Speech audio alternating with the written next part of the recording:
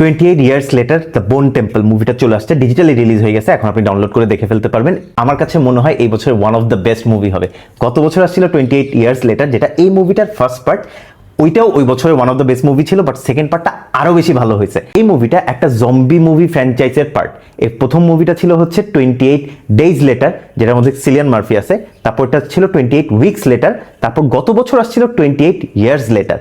28 years লেটারের second part হচ্ছে 28 years later the bone temple, যেটা নিয়ে আমরা কথা বলতেছি।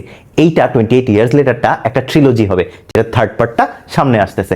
সবগুলো যদি আপনি নাও দেখে থাকেন, 28 ইয়ার্স লেটার গত বছরেরটা দেখে আপনি এই বছরেরটা দেখে ফেলতে পারবেন, কোনো প্রবলেম হবে না। ফার্স্ট পার্টটা 28 ইয়ার্স লেটার যেটা বলতেছি বারবার, সেটা নেটফ্লিক্সেই আছে, চাইলে এখনই দেখে ফেলতে পারবেন। আর সেকেন্ড পার্টটা একটু ডাউনলোড করে দেখে নিতে হবে।